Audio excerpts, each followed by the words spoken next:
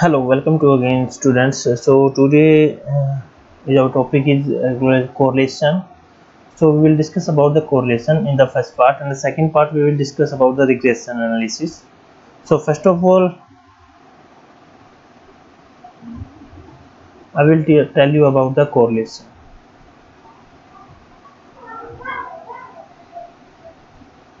So correlation की अगर बात करते हैं correlation analysis की, तो कोरिलेशन क्या होता है, इससे वर्ड से यहाँ पे आपको पता चल रहा है कि कोरिलेशन कोरिलेट कि दो वेरिएबल्स के बीच में या दो चीज़ों के बीच में रिलेशनशिप क्रिएट होना, या एक जो है कोई दो चीज़ आपस में रिलेशनशिप शो कर रही है तो हम उसको कोरिलेट कहते हैं कि एक दूसरे से जुड़ी हुई चीज़ होती है, वो हम कोरिलेशन बोलते हैं। तो कोरिलेशन मतलब क्या है कि correlation is a relationship of two variables और मोर, जो दो से ज्यादा की भी कोरिलेशन हो सकती है, दो की भी हो सकती है। तो मिनिमम दो फैक्टर होंगे, एक डिपेंडेंट हो सकता है, एक इंडिपेंडेंट हो सकता है। तो it show the relationship between dependent and independent variables है, उन दोनों के बीच में रिलेशनशिप शो करता है कोरिलेशन। तो इसमें कोरिलेशन में देखो, जब भी हम बात करते हैं कोरिलेशन की, तो कोरिलेशन हमेशा एक जो हार्ड वर्क है उसका हमारी सक्सेस से रिजल्ट से कोरिलेशन है। हार्ड वर्क करोगे तो आपकी सक्सेस से आपका रिजल्ट अच्छा आएगा, हार्ड वर्क नहीं करोगे तो आपका रिजल्ट अच्छा नहीं आएगा। तो सक्सेस और हार्ड वर्क है आपस में कोरिलेट है, ठीक है। इसी तरह अगर बात करूं मैं डिमांड और प्राइसेस की, तो डिमांड और प्राइसेस हैं एक दूसरे से कोरिलेट हैं। इनकम एंड एक्सपेंडिचर एक दूसरे से कोरिलेट हैं। तो इसी तरह से बहुत से फैक्टर्स हैं, बहुत से वेरिएबल्स हैं जो एक दूसरे पे डिपेंड करते हैं। तो कुछ फैक्टर्स तो डिपेंडेंट फैक्टर्स होते हैं, कुछ इंडिपेंडेंट फैक्टर्स होते हैं। तो डिपेंडेंट फैक्टर्स कौन से होते हैं? एक डिपेंडेंट फैक्टर होते हैं, एक इंडिपेंडेंट फैक्टर होते हैं। डिपेंडेंट फैक्टर कौन से होते हैं? जो वो फैक्टर या वो वेरिएबल जो किसी और पे डिपेंड करते हैं, किसी और चीज पे डिपेंड करता है, किसी और चीज में चेंज होने के कारण वो डिपेंडेंट फैक्टर उसमें भी चेंज होगा, ठीक है। तो इसमें देखो डिपेंडेंट फैक्टर अब मान के चले, मान लो हम बात करते हैं एग्रीकल्चर की, ठीक है। तो एग्रीकल्चर में जो क्रॉप्स है वो डिपेंड किस किस पे करती है? रेन पे भी करती है डिपेंड, ठीक है। Quality of seeds,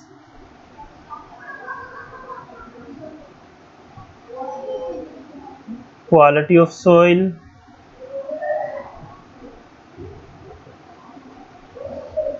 harvesting method. तो बहुत से जो फैक्टर्स हैं। तो क्रॉप्स क्या हो गया हमारे पास यहाँ पे? क्रॉप्स से डिपेंडेंट फैक्टर हो गया। क्यों हुआ? क्योंकि it is depend on all other factors, rain, quality of seed, quality of soil, harvesting. तो ये क्या हो गया? हमारे इंडिपेंडेंट फैक्टर्स हो गए, इंडिपेंडेंट वेरिएबल्स हो गए जो डिपेंड करते हैं ना, जो है इसमें जो कुछ भी चेंजेस होगा तो किसमें भी होगा? हमारा डिपेंडेंट फैक्टर उसमें भी चेंजेस होगा। तो ये इंडिपेंडेंट है और क्रॉप से पूरी डिपेंड इनके ऊपर है। तो इसमें कुछ चेंज हुआ तो इसमें भी चेंज होगा।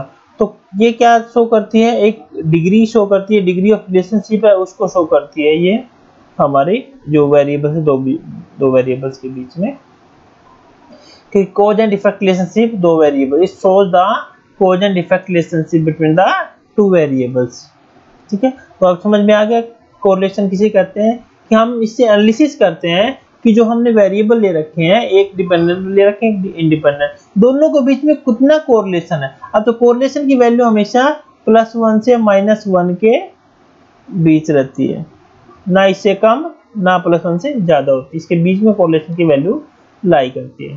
तो जितना पॉजिटिव होगा 1 होगा तो उतनी ही अच्छा होगा कोरिलेशन, जितना कम 0 से कम होता जाएगा उतना ही कोरिलेशन हम कहेंगे अच्छा नहीं है कोरिलेशन। अगर 0 आ जाए तो नो कोरिलेशन, माइनस में आ जाए तो नेगेटिव कोरिलेशन, वो आगे मैं बताऊंगा सारा आपको।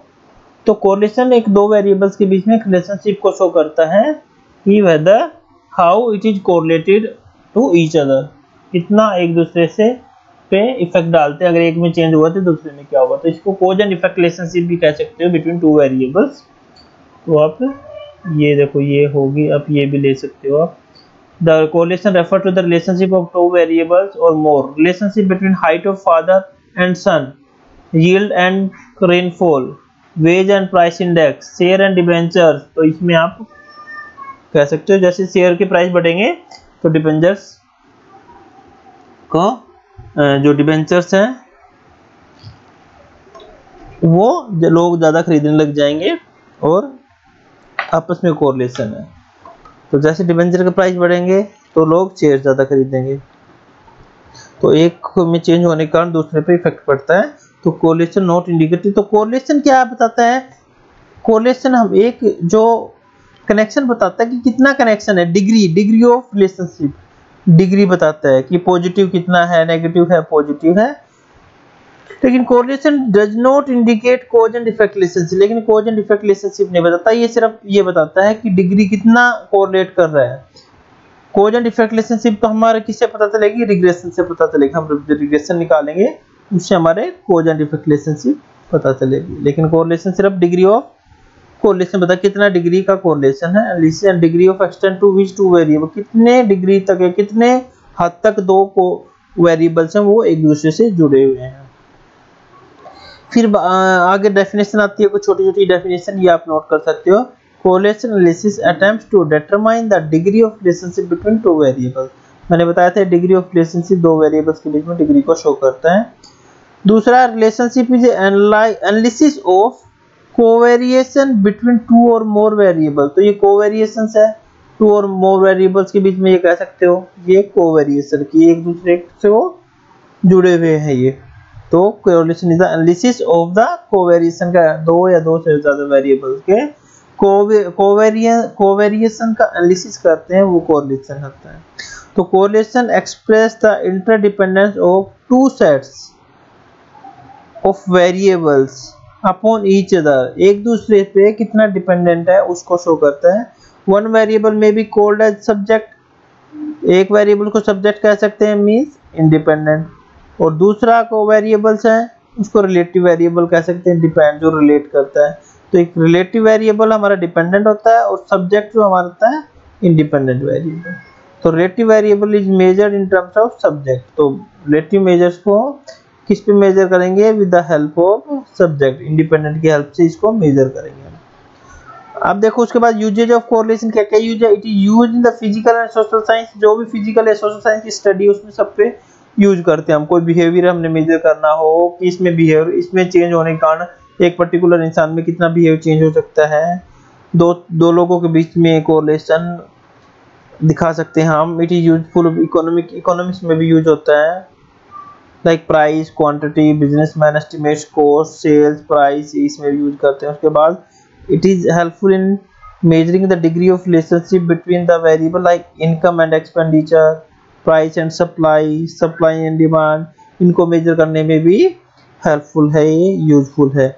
Sampling error can be calculated, sampling error भी इसमें कैलकुलेट कर सकते हैं। इसमें सैम्पलिंग एरर है by taking of the sample, जब सैंपल हम ड्रॉ करते हैं उसके दौरान जो एरर आती है वो हमारी इसमें भी हम कैलकुलेट कर सकते हैं। It is basis of concept of regression, ये रिग्रेशन का कॉन्सेप्ट है। तो रिग्रेशन पूरा किसके ऊपर बेस्ड है? कोरिलेशन के ऊपर बेस्ड है। कोरिलेशन आ गया तो समझ लो आपको रिग्रेशन भी आ जाएगा, तो एक दूसरे से जुड़े हुए हैं। तो कोरिलेशन अच्छे से समझना होगा अगर रिग्रेशन सीखना है तो। अब देखो इसमें मेथड से कौन कौन सा, एक तो है स्कैटर डायग्राम मेथड, ठीक है। पहला मेथड है इसमें स्कैटर डायग्राम मेथड। इसमें क्या होता है कि हमारे पास डाटा होगा, उसको हमने डायग्राम पे प्लॉट करना है। बस जितना डाटा होगा उसके हिसाब से x और y है, दो वैल्यू होंगी। x का जो वैल्यू दे रखी है वो x के हिसाब से, y के हिसाब से y की जो हम वो कर देंगे, यहाँ पे प्लॉट कर देंगे। If the plotted points from a straight line, फिर प्लॉट करेंगे अगर प्लॉटेड पॉइंट्स हैं from the straight line from lower left hand corner, lower left hand corner कह रहा है। तो लोअर लेफ्ट हैंड कॉर्नर कौन सा हो गया?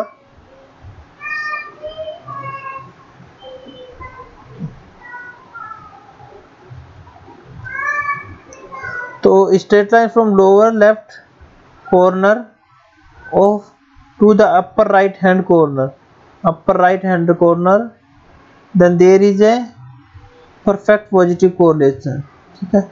ये कह रहा है कि जो लोअर लेफ्ट हैंड कॉर्नर, जो लोअर का लेफ्ट हैंड कॉर्नर है ये,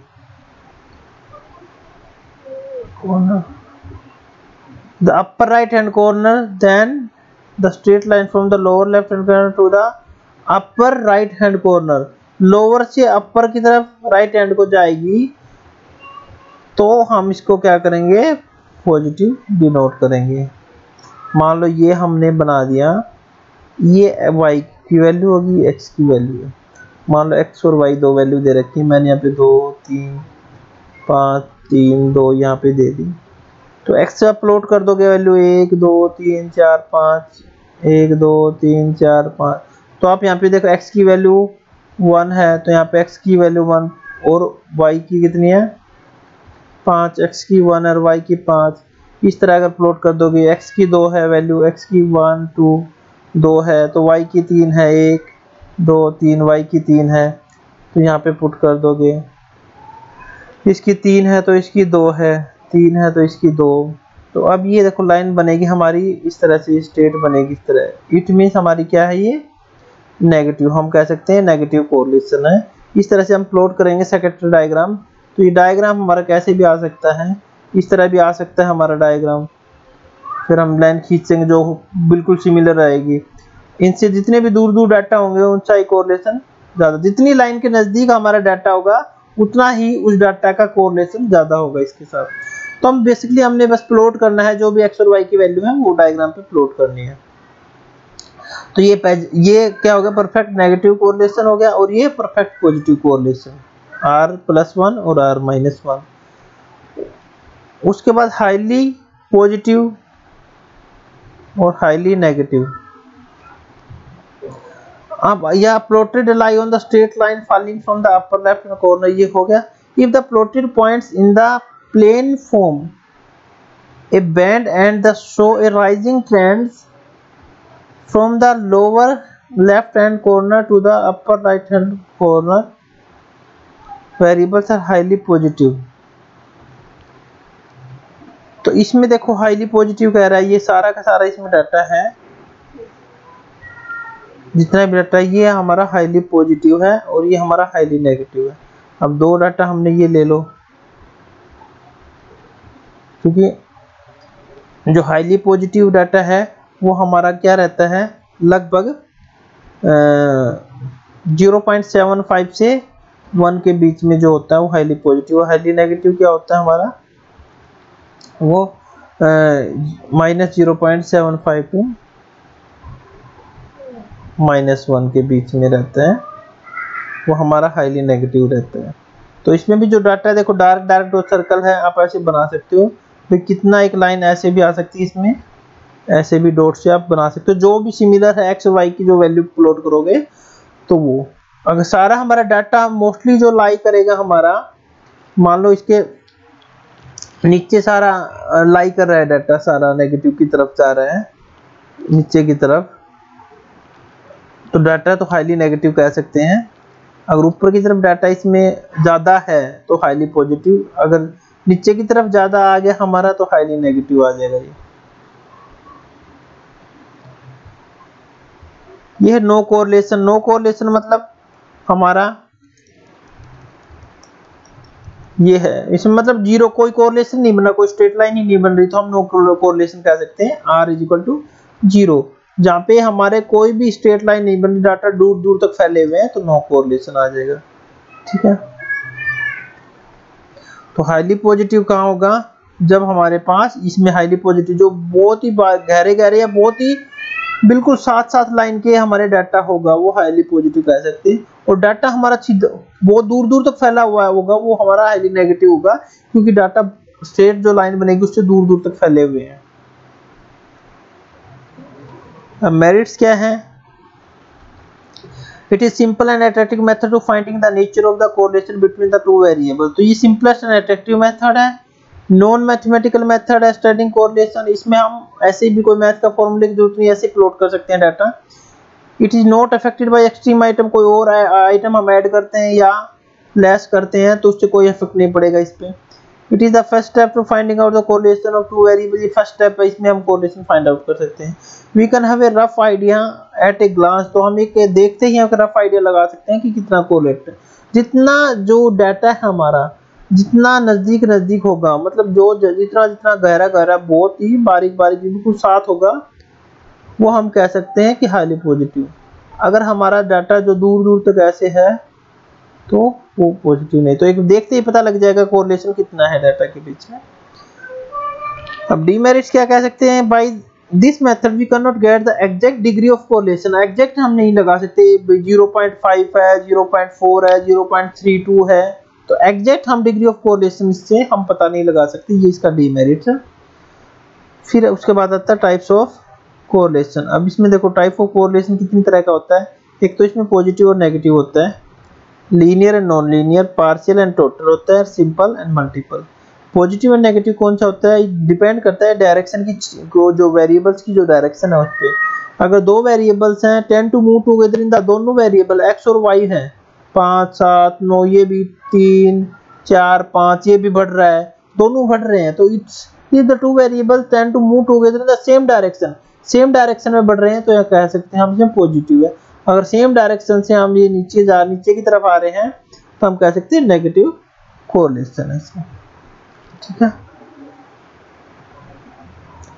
तो डायरेक्शन टू द इंक्रीज और decrease in the value one variable is accompanied by the decrease of the increase in the value of the other variable, then the correlation is called negative। अगर decreasing rate से वो decrease हो रहा है तो भी हम कह सकते हैं नेगेटिव कोरिलेशन है इसमें। फिर उसके बाद लीनियर और नॉन लीनियर, ठीक है। लीनियर नॉन लीनियर मतलब क्या है, लीनियर में जो सेम रेट से सेम प्रोपोर्शन में एक डाटा अगर चेंज हो रहा है, उसी वेरिएशन में दूसरा भी चेंज होता है, हम तो कह सकते हैं लीनियर। 2 4 6 8, तो एक सेम रेशियो में बढ़ रहा है, ठीक है, सेम रेशियो में बढ़ रहा है, उसी रेशियो में 3 6 9 12, सेम प्रोपोर्शन में सेम रेशियो में दोनों बढ़ रहे हैं, तो हम कह सकते हैं ये लीनियर है, लीनियर कोरिलेशन है। अगर सेम रेशियो में नहीं बढ़ रहा है दोनों वेरिएबल्स, इसमें देखो 2 के बाद 4, फिर 2 का गैप 6, फिर 2 का गैप 8, फिर 2 का गैप ये 3, फिर 6 के बाद 3 का गैप, फिर 3 9 प्लस 3 का गैप 12, 12 प्लस 3 15, मतलब सेम रेशियो में सेम प्रोपोर्शन में बढ़ रहे हैं, तो हम कह सकते हैं लीनियर। अगर सेम प्रोपोर्शन में नहीं आता ये नॉन लीनियर हो जाएंगे। उसके बाद simple and multiple correlation. Simple correlation क्या होती है, हम सिर्फ दो वेरिएबल्स को लेके चलें, एक डिपेंडेंट वेरिएबल ले लिया हमने और एक इंडिपेंडेंट वेरिएबल, तो इन दोनों के बीच में हम कोरिलेशन कहें तो कह देंगे हम सिंपल कोरिलेशन है।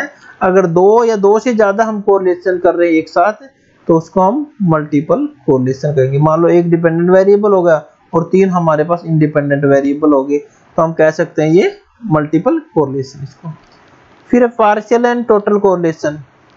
अब देखो हम दो वेरिएबल्स का 2 वेरिएबल्स हम करते हैं एक साथ। मान लो हमारे पास एक डिपेंडेंट वेरिएबल है और 3 इंडिपेंडेंट वेरिएबल हैं, एक डिपेंडेंट वेरिएबल, हम एक का इसका कर रहे हैं और इनमें से एक का ले रहे हैं, हम इन दोनों का कर रहे हैं, तो बाकी को 2 को हम क्या रख रहे हैं, कांस्टेंट रख रहे हैं, तो ये पार्शियल कोरिलेशन हो जाएगा।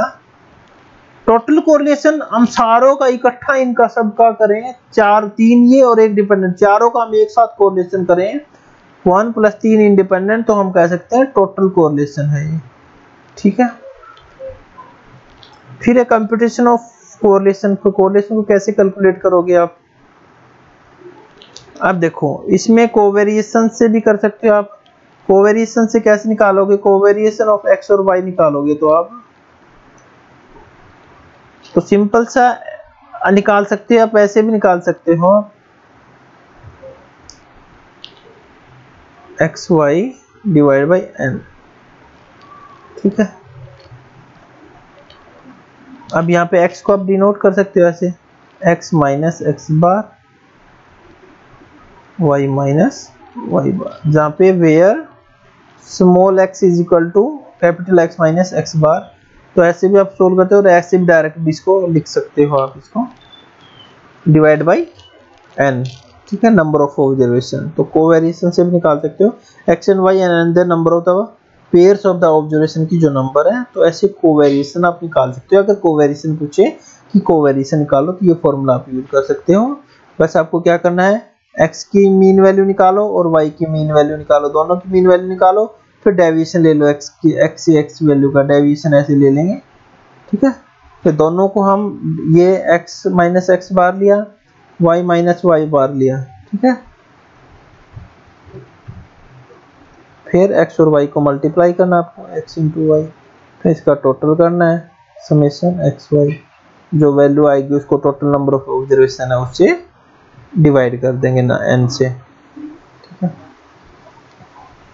अब देखो कार्ल पियर्सन यहाँ से शुरू होता है हमारा मेन जो फॉर्मूला है कोरिलेशन का, Karl Pearson coefficient of correlation. अब कार्ल पियर्सन क्या था, एक ग्रेट बायोमेट्रिशियन था एंड स्टैटिस्टिशियन था। उसने सजेस्ट किया था mathematical method for measuring the magnitude of linear relationship between the two variables, के बीच में लीनियर रिलेशनशिप को कैसे मेजर कर सकते हैं, ये उसने बताया था। It is the most widely used method in practice and it is known as Pearsonian coefficient of correlation भी बोलते हैं इसको, ठीक है। Pearsonian coefficient of correlation, it is denoted by r, r से हम कोरिलेशन को डिनोट करते हैं r से। अब देखो कोवेरिएशन यहाँ पे भी निकाल सकते हैं हम, ऐसे भी निकाल सकते हैं, ये मेथड भी। स्टैंडर्ड डेविएशन मैंने पहले बताया था ना कैसे निकालते हैं, स्टैंडर्ड डेविएशन को हम इससे शो करते हैं। स्टैंडर्ड डेविएशन x निकाल लो, फिर आप स्टैंडर्ड डेविएशन y निकाल लो। स्टैंडर्ड डेविएशन का अगर भूल गए हो तो दोबारा देख लेना, मैंने क्या फॉर्मूला बताया था स्टैंडर्ड डेविएशन को कैसे कैलकुलेट करते हैं, वो आप कैलकुलेट कर सकते हो। स्टैंडर्ड डेविएशन x और y निकाल लोगे, और कोवेरिएंस मैंने ऊपर बता दिया आपको। कोवेरिएंस को लिए ये फॉर्मूला लगा दो, कोवेरिएंस तो इससे निकल जाएगा, covariance of x and y, यहाँ से इस फॉर्मूले से निकाल लो, डिवाइड बाय स्टैंडर्ड डेविएशन अलग निकाल लो, स्टैंडर्ड डेविएशन y निकाल लो, बस ये निकल गया कोरिलेशन। एक तो ऐसे मेथड से निकाल सकते हो आप। दूसरा मेथड कौन सा है, r is equal to summation x y, जहाँ पे x क्या है हमारे पास, x माइनस एक्स बार जो ऊपर बताया था, स्मॉल माइनस वाई बार, तो summation x y divide by n into standard deviation x into standard deviation y, ऐसे भी निकाल सकते हो। सेकंड मेथड ये है। और थर्ड मेथड क्या है हमारे पास, ये वाला जो हम यूजुअली यूज करते हैं इसके अंदर। तो इसमें देखो summation x Y,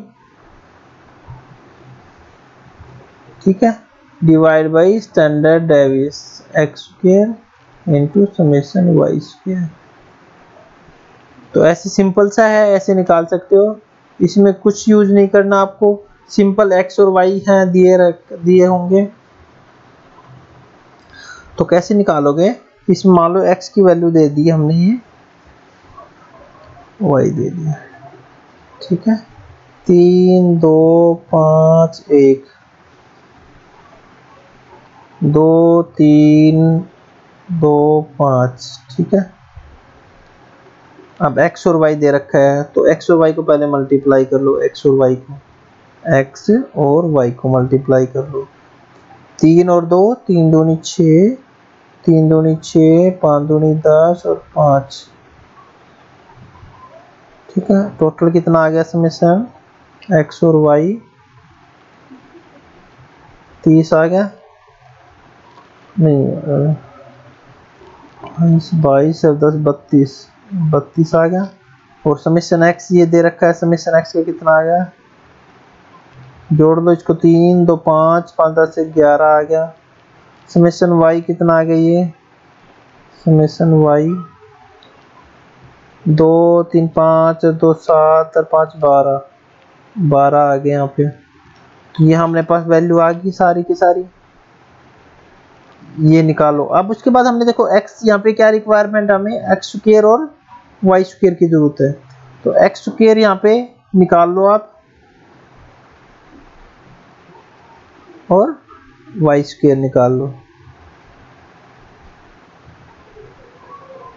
x square निकालोगे तो इनका स्क्वायर कर दो, x की वैल्यू का सारा, 3 3 9 2 2 4 5 5 25 और 1 का स्क्वायर 1। फिर y वाले का स्क्वायर कर दो सभी का, 2 square 4, 3 square 9, 2 square 4 and 5 square 25। तो इसके टोटल कर लो, 9 + 4 13 13 एक 14 14 और 25 39। इसी तरह वाई स्क्वायर का टोटल कर लो, ये समेशन एक्स स्क्वायर आ गया यहाँ पे। अब समेशन वाई स्क्वायर का निकाल लो इसी तरह। 4 9 13 13 4 17 17 और 25 42। ठीक है, तो ये हमने एक्स समेशन वाई और समेशन एक्स निकालने की हमें जरूरत नहीं थी अभी। अब देखो फॉर्मूले में पुट कर दो इसमें। समेशन एक्स वाई क्या था हमारा, ये आ गया था यहाँ पे 32 divide by summation x square कितना आया 39 इंटू समेशन वाई स्क्वायर 42 आया था हमारा। इसका अंडर रूट कर दो, इसको सोल्व कर दो, ये हमारा कोरिलेशन आ जाएगा। तो ऐसे सिंपली इसको सोल्व करेंगे हम, अगर यहाँ पे डायरेक्ट मेथड से दे रखा हो तो। यहाँ पे बाई यूजिंग एक्चुअल वैल्यूज, जो एक्चुअल वैल्यूज एक्स और वाई की उसको यूज करके हम ऐसे निकालेंगे। By using actual values, actual values को यूज करके हम निकालेंगे इसमें। फिर आगे चलते हैं। देखो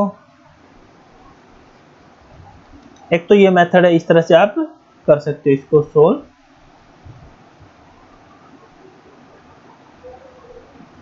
एक by using actual mean method, actual mean method से यूज करोगे तो कैसे करोगे, देखो इसको summation x y divide by summation x square into summation y square. एक फॉर्मूला ये है, वो तो था बाय यूजिंग एक्चुअल वैल्यूज, ये है बाय यूजिंग एक्चुअल मीन।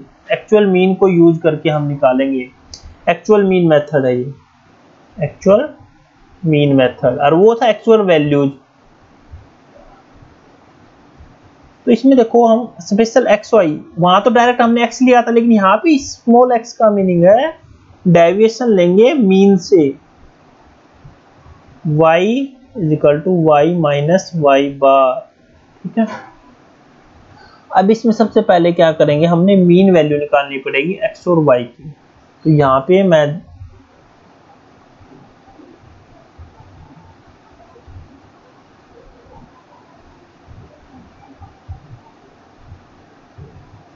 ठीक है 3 4 5 2 6, y की वैल्यू ले लेता हूं मैं 2 5 7 9 4। ठीक है, अब इसमें मैंने क्या करना पड़ेगा, मीन वैल्यू निकालनी पड़ेगी x और y की। Summation x divide by n summation y divide by n, ऐसे निकालते हैं मीन। तो समेशन x कितना आ गया, इसका टोटल देखो, summation x 7 plus 5 12 12 and 2 14 14 plus 6 20 आ गया। समेशन y कितना आ जाएगा इसमें 2 प्लस 5 7 7 14 14 9 23 23 4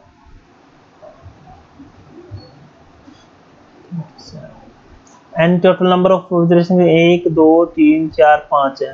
तो समेशन x का आ गया 20 डिवाइड बाई 5 और आ गया, इसका क्या आ गया 27 divide by 5।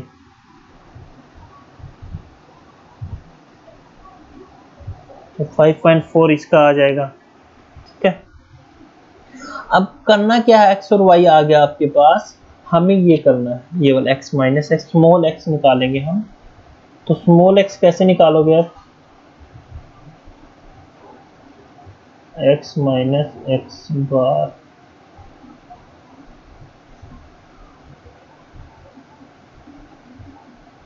y minus Y बार।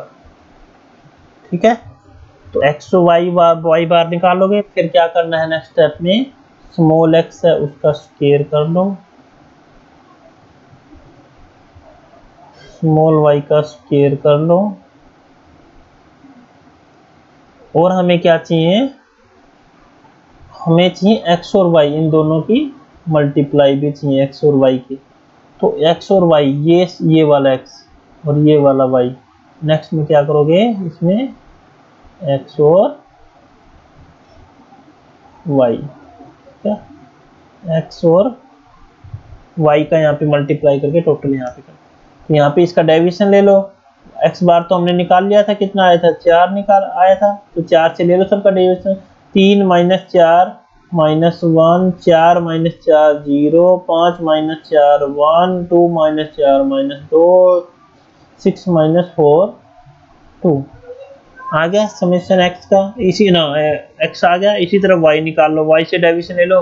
ये वाई की बार का क्या था हमारे पास वैल्यू आई थी, ये वाली 5.4, इससे डेविएशन ले लो हर एक y की वैल्यू का। 2 - 5.4, 5 - 5.4, 7 - 5.4, 9 - 5.4, 4 - 5. तो इसी तरह यहाँ पे समेशन x आ गया और यहाँ पे समेशन y आ जाएगा अगर निकालो तो, लेकिन इसकी जरूरत है नहीं कहीं भी यहाँ पे। अब यहाँ नेक्स्ट स्टेप में समेशन x स्क्वायर आ जाएगा। ठीक है, x स्क्वायर कर देंगे, जो ये वैल्यू आ गई इस वैल्यू का स्क्वायर कर देंगे। 1 का स्क्वायर जैसे 1 आ जाएगा यहाँ पे, 0 का स्क्वायर यहाँ पे 0 आ जाएगा, 1 का स्क्वायर 1 आ गया यहाँ पे, -2 का स्क्वायर यहाँ पे 4 आ गया, 2 का स्क्वायर 4। तो इसी तरह y का स्क्वायर आ जाएगा समेशन y स्क्वायर। ठीक है, summation x square summation y square हमें यहाँ जरूरत थी, ये हमने निकाल लिया। अब समेशन x और y को यहाँ पे मल्टीप्लाई करेंगे, इस x का हम ये y के साथ, ये वाला y इसके साथ मल्टीप्लाई करेंगे तो दोनों का नीचे आ जाएगा हमारा समेशन x y। तो यहाँ पे जो वैल्यू आएगी ऊपर रख दो, ये सारी वैल्यू फॉर्मूले में पुट कर दो इसमें, और वो हमारा एक्चुअल मीन मेथड से आ जाएगा। तो दोनों मेथड क्लियर है आपका। एक तो यूजिंग एक्चुअल वैल्यू जो ऊपर होता है सीधा इसमें पुट करना, कोई डेविएशन नहीं निकालना, कोई मीन नहीं निकालना। इसमें मीन निकालेंगे, फिर डेविएशन लेंगे, फिर स्क्वायर करेंगे उसका, डेविएशन का एक्स स्क्वायर वाई स्क्वायर का टोटल करके जो जो फॉर्मूले में रिक्वायरमेंट है वो देखेंगे, उसके अकॉर्डिंग हम वैल्यू निकालते जाएंगे। कल ये देखेंगे हमें फॉर्मूले में क्या क्या जरूरत है। ठीक है, क्लियर है ये? तो ये मैंने बता ही दिया सारा आपको।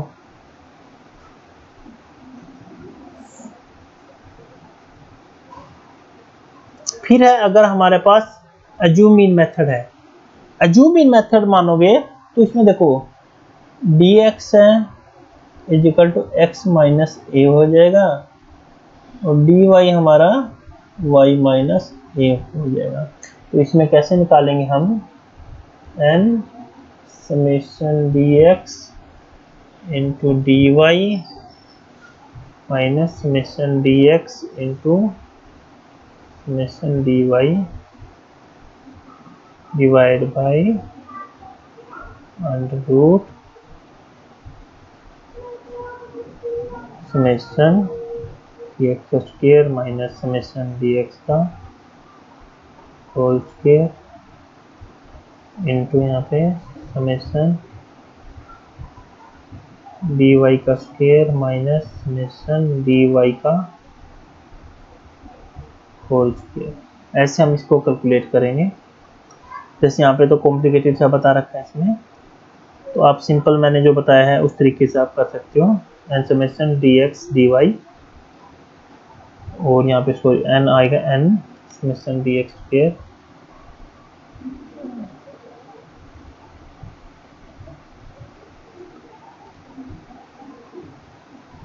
यहाँ पे जो मैंने कर रखा है वैसे आप इसमें कर सकते हो। यहाँ पे मैं दिखा देता हूँ आपको, जैसे इन्होंने ये कर रखा है यहाँ पे कोवेरिएशन निकाल के भी ऐसे कर सकते हो इसमें। तो ये इस तरह से करोगे तो कॉम्प्लिकेटेड हो जाएगा। मैंने जो इजी मेथड बताया है आप उस वे में कर लेना, इजी मेथड में।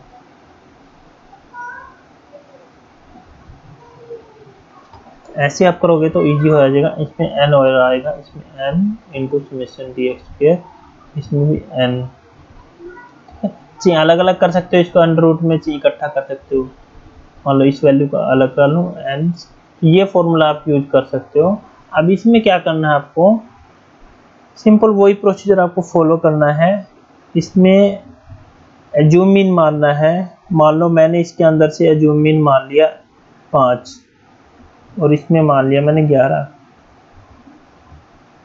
ठीक है, तो आपको क्या करना है, पहले स्टेप में dx निकालना है। ये तो मैंने डायरेक्ट मेथड बताया हुआ, ऐसे निकाल रखा है इन्होंने डायरेक्ट मेथड में।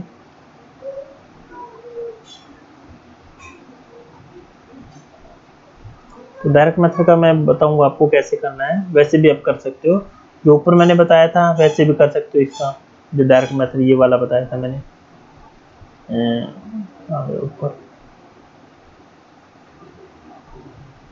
ये वाला ऐसे भी कर सकते हो। और डायरेक्ट मेथड में अभी एक और फॉर्मूला बताऊंगा, वैसे भी आप कर सकते हो इसको। तो यहाँ पे एज्यूम मीन मेथड मान लिया मैंने।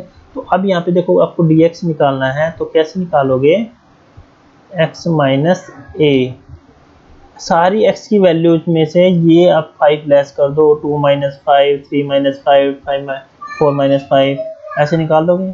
इस स्टेप में dy निकालो, y माइनस ए, dx और dy हो गया, इसमें समेशन टोटल कर दो, dx आ जाएगा इधर समेशन टोटल dy आ जाएगा, ठीक है। तो समेशन dx और dy चाहिए हमें। अब देखो समेशन dx और dy है, क्योंकि इनका होल स्क्वायर करना है ना हमें, इसलिए ये चाहिए। अब समेशन dx आ गया, इसका स्क्वायर कर दो।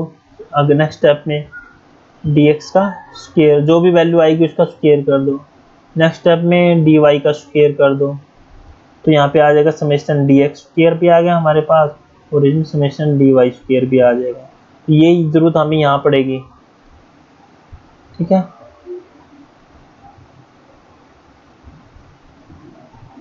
ये होल स्क्वायर इधर पड़ेगी, समेशन dy स्क्वायर और समेशन dx स्क्वायर इधर पड़ेगी। इसका तो होल स्क्वायर चाहिए, ये वाली वैल्यू तो हमारी यहाँ से आ जाएगी, ठीक है। अब नेक्स्ट स्टेप में क्या करेंगे हम, समेशन dx और dy इन दोनों का मल्टीप्लाई करेंगे,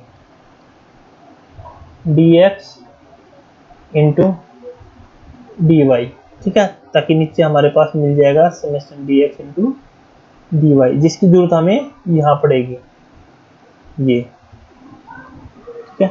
अब वैल्यू हम पुट कर देंगे। नंबर ऑफ ऑब्जर्वेशन कितनी यहाँ पे देख लो, 1 2 3 4 5 6 7 8 9, ठीक है। 9 यहाँ पे टोटल हमारी ऑब्जर्वेशन है यहाँ पे। तो यहाँ पे 9, जहाँ भी n आएगा यहाँ पे 9 पुट कर दो। 9 इंटू समेशन dx dy, ये वैल्यू जो निकालोगे ये ऊपर वहां पे चली जाएगी। उसके बाद समेशन dx हमने यहाँ निकाला था, ये आ जाएगा। समेशन dy हमने यहाँ से निकाला था, ये यहाँ पे आ जाएगा। फिर अंडर रूट n हमारे पास 9 है, ये यहाँ पे n आ जाएगा 9। समेशन dx स्क्वायर यहाँ से निकाला था, वो आ जाएगा। समेशन dx का होल स्क्वायर, dx यहाँ से निकाला था, इसका होल स्क्वायर यहाँ पे कर दोगे, ये वाला यहाँ पे, ठीक है। फिर एंड समेशन dy स्क्वायर हमने यहाँ से ये निकाला था, ये यहाँ पे dy स्क्वायर यहाँ पे चला जाएगा। फिर उसके बाद समेशन dy का होल स्क्वायर, तो dy ये रहा, dy इसका होल स्क्वायर कर देंगे, बस इसको सोल्व कर लो, वो आंसर आ जाएगा। तो इस तरह से हम अगर एज्यूम इन मेथड से करना हो तो हम ये फॉर्मूला यूज करेंगे। तो क्लियर है। अगर डायरेक्ट मेथड से निकालो तो भी आप सिंपल ऐसे निकाल सकते हो। अगर आपने डायरेक्ट मेथड निकालना हो तो n summation xy minus summation x into summation y divide by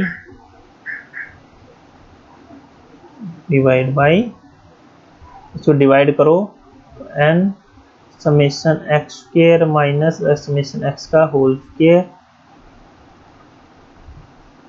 into summation y square n into summation y square minus summation y का होल स्क्वायर। तो आप ऐसे करोगे सोल्व, डायरेक्ट मेथड हो तो इसमें कोई डेविएशन नहीं निकालना, सेम जो ऊपर इन्होंने निकाल के दिखा रखा है ऐसे करना है सीधा। x की वैल्यू है, y की वैल्यू है, समेशन x यहाँ से निकल जाएगा, समेशन y यहाँ से निकल जाएगा, समेशन x स्क्वायर यहाँ से निकल जाएगा, समेशन y स्क्वायर यहाँ से, और समेशन x y यहाँ से निकल जाएगा।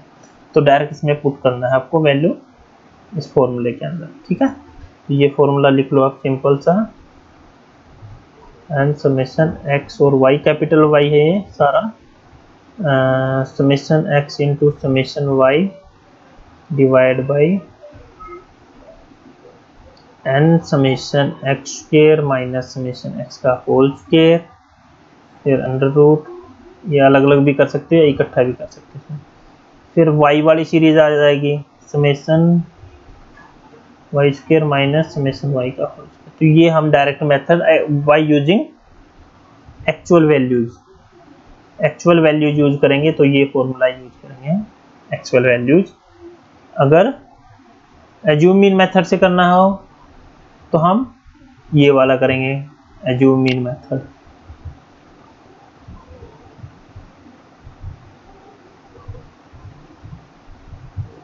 ठीक है। अगर हमने एक्चुअल वैल्यूज एक्चुअल वो निकालना हो तो हमने bye using actual mean values, तो एक्चुअल मीन वैल्यूज में आप ये फॉर्मूला यूज करोगे, ये वाला मैंने जो बताया था अभी, ये वाला। तो ये 3 मेथड है, ये आप ध्यान से रखना, याद रखना। इन 3 मेथड आपको आगे तो सारा समझ में आ जाएगा। ठीक है।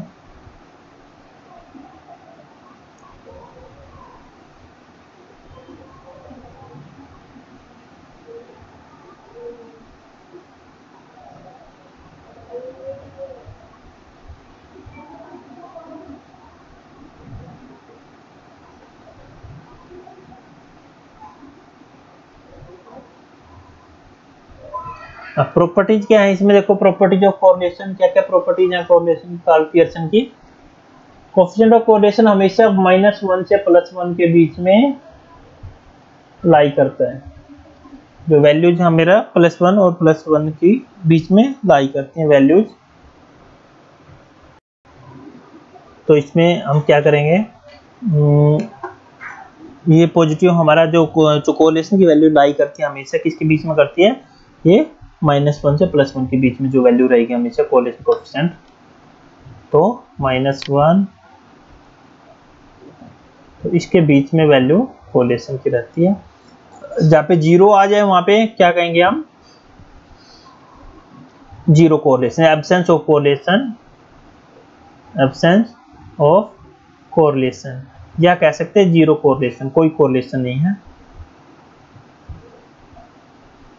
अगर हमारे पास +1 आए तो हम कह सकते हैं परफेक्ट पॉजिटिव कोरिलेशन।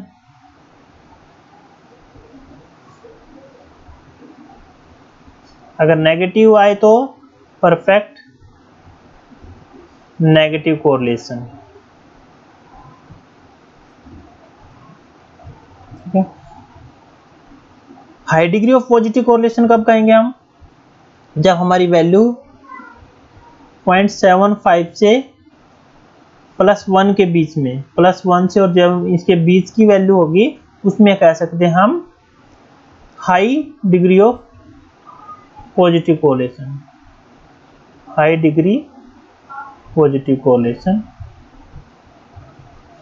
अगर वैल्यूज ये है -0.75 और -1, इसके बीच की वैल्यू होगी तो कह सकते हैं high degree of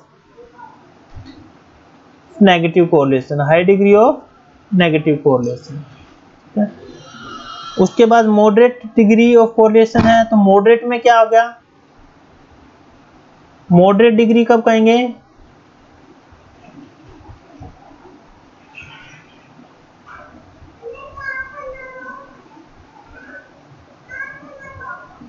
moderate degree of correlation कब होगा, जब +0.25 के और 0.75 के बीच में हमारी कोरिलेशन की वैल्यू आ गई तो हम कहेंगे ये moderate degree of correlation, moderate degree of correlation या moderate positive degree of correlation. अगर ये वैल्यू -0.25 से -0.75 के बीच में आई तो सॉरी, तो इसको कह सकते हैं हम ये negative moderate degree of correlation. ठीक है। तो moderate degree of correlation negative, moderate degree of correlation positive. ये पॉजिटिव में अगर आए तो और नेगेटिव में आए तो ये भी moderate degree of correlation but negative, ये भी मॉडरेट डिग्री ऑफ कोरिलेशन है लेकिन ये पॉजिटिव है। ठीक है। उसके बाद लो डिग्री ऑफ कोरिलेशन कब किसको कहेंगे, low degree of correlation, low degree of correlation कब कहेंगे, जब 0 से 0.25 के बीच में वैल्यू आएगी तो हम कहेंगे लो डिग्री ऑफ कोरिलेशन। अगर पॉजिटिव में तो low degree of correlation positive, negative में तो 0 से माइनस 0.25, ये प्लस में था, ठीक है। तो माइनस ये 0 से माइनस 0.25 के बीच में आएगी तो भी हम कहेंगे low degree of correlation, negative low degree of correlation, ये positive low degree of correlation. तो ये अलग अलग डिग्री थी, मैंने बता दी, इसको नोट भी कर लेना और बार बार देख भी लेना, नहीं समझ में आए तो इसको वीडियो को बार बार और नोट भी कर लेना नोटबुक में। तो ये तो प्रॉपर्टीज पहली थी इसकी प्रॉपर्टीज। सेकंड प्रॉपर्टीज क्या कहती है हमारी, R is independent of change of origin and scale। R is independent of change of origin and scale। इसमें हम इंडिपेंडेंट हैं, ओरिजिन और स्केल में चेंज कर सकते हैं, इसकी स्केल भी हम चेंज कर सकते हैं हम, ठीक है, बढ़ा भी सकते हैं, कम भी कर सकते हैं। ओरिजिन इसकी स्टार्टिंग है, हम कह सकते हैं मान लो 20 से स्टार्टिंग हो रही है, 30 40, तो उसको हम 10 से भी कर सकते हैं। तो इसमें इंडिपेंडेंट है टू स्केल, मतलब चेंज कर सकते हैं, कोई इफेक्ट नहीं पड़ेगा। दीजिए pure number independent of units of measurement, ये pure number independent of units है मेजरमेंट की, मतलब प्योर नंबर है 1 2 3 4 5 ऐसे हम काउंट कर सकते हैं, क्वालिटेटिव टर्म्स में नहीं काउंट कर सकते इसको, प्योर नंबर में हम कह सकते हैं 2 डिग्री है, 3 डिग्री है, more than, less than, greater than, ऐसे हम नहीं कर सकते इसको, हम न्यूमेरिकल वैल्यू में एक प्योर नंबर में इसको काउंट कर सकते हैं। Independent variable are uncorrelated but the converse is not true. Independent जो वेरिएबल्स हैं वो कई बार अनकोरिलेट भी हो सकते हैं, लेकिन कन्वर्स इज नॉट ट्रू, उसका कन्वर्जन है वाइस वर्सा वो पॉसिबल है। इंडिपेंडेंट वेरिएबल्स हैं अनकोरिलेट हो सकते हैं, लेकिन डिपेंडेंट वेरिएबल अनकोरिलेट हो सकते हैं, ये सत्य नहीं है। Correlation coefficient is geometric mean of two regression coefficient. अब कोरिलेशन कोएफिशिएंट क्या कह रहा है, is the geometric mean of the two regression coefficient. अब geometric mean of two regression coefficient, regression coefficient को कैसे हम नोट करते हैं, bxy, regression x on y, regression y on x, तो ये होते हैं हमारे रिग्रेशन कोएफिशिएंट। ये कहता है कि कोरिलेशन है रिग्रेशन कोएफिशिएंट का ज्योमेट्रिक मीन है, तो ज्योमेट्रिक हम मीन कैसे निकालते हैं, bxy इंटू byx, इन दोनों कोएफिशिएंट का multiply divide by under root. तो ये क्या है, जो r है कोरिलेशन है वो क्या है, equal to geometric mean of the regression coefficient, ये रिग्रेशन के कोएफिशिएंट का ज्योमेट्रिक मीन के इक्वल है कोरिलेशन। तो फिफ्थ जो प्रॉपर्टी हमारी ये कहती है, ज्योमेट्रिक मीन में क्या होता है, मान लो 3 वैल्यू है x y z, 3 है तो x into y into z, तीनों का मल्टीप्लाई करके डिवाइड बाई 1/3, जितना भी 3 है 1 2 3, अगर फिफ्थ है तो मान लो 1 2 3 4 5, 5 नंबर है तो 1 इंटू 2 इंटू 3 इंटू 4 इंटू 5, 5 का मल्टीप्लाई कर डिवाइड बाई फिफ्थ रूट। तो फिफ्थ रूट कैसे करेंगे, 1 डिवाइड बाई 5, ठीक है। तो इस तरह से हम निकालें, बाद में इसको लोग लेके 1 डिवाइड 5 लोग, फिर इनकी वैल्यू निकाल लेते हैं 1 इंटू 2, तो इनकी जो भी वो आएगी इनको खोल लेंगे, log 1 तो मल्टीप्लाई है वो प्लस में चेंज हो जाता है log के अंदर, ठीक है, जो मल्टीप्लाई है log में पॉजिटिव में हो जाता है, ठीक है, जो पावर में है वो आगे आके मल्टीप्लाई में, जैसे 1.5 पावर में था आगे आके ये 1.5 हो गया, ठीक है, माइनस में है वो डिवाइड में चला जाता है, डिवाइड में वो माइनस में चला जाता है, ठीक है, तो मल्टीप्लाई में वो प्लस में हो जाता है, तो ऐसे होता है log में। तो ये हो गया। अब इसके बाद प्रॉपर्टी 6 है, 6 प्रॉपर्टी क्या कहती है, the correlation coefficient of x and y is symmetric, कहता है rxy निकाल लो चाहिए yx निकाल लो, बात एक ही है, दोनों को जब जो वैल्यू है इक्वल आएगी सिमेट्रिक आएगी। तो ये कुछ प्रॉपर्टी है, ये रख लेना, याद रख लेना, एग्जाम में आ सकती है। उसके बाद लिमिटेशन, लिमिटेशन क्या कहता है, correlation coefficient assumes linear relationship regardless of the assumption of the correct or not। ये क्या करता है, assume करता है कि लीनियर रिलेशनशिप है, लेकिन हो सकता है करेक्ट भी है, हो सकता है और नहीं भी है लीनियर रिलेशनशिप, लेकिन assume करके चलते हैं कोएफिशिएंट में कि उसकी लीनियर रिलेशनशिप ही होगी, उसके हिसाब से हम कोरिलेट करते हैं दोनों को। हो सकता है, जरूरी नहीं है कि उन दोनों के बीच में कोरिलेशन हो, दो वेरिएबल्स के बीच में। extreme items of the variables are being unduly operated on correlation coefficient। ये क्या है कि जो एक्सट्रीम आइटम्स है वेरिएबल्स को, वो कई बार इफेक्ट कर सकते हैं कोरिलेशन के कोएफिशिएंट को। कई ऐसे वेरिएबल्स होते हैं जो हमने स्टडी में ले ली इंडिपेंडेंट वेरिएबल, लेकिन उसके अलावा भी कुछ ऐसे फैक्टर है जो हमारी स्टडी को अफेक्ट कर सकते हैं, तो वो हमारे अफेक्ट कर सकते हैं कोरिलेशन कोएफिशिएंट को। Existence of correlation does not necessary incidence cause and effect relationship. जरूरी नहीं कि हर एक दो वेरिएबल्स के बीच में कॉज एंड इफेक्ट रिलेशनशिप बने, तो कई बार ये मतलब अननेसेसरी कोरिलेशन भी बना सकते हैं।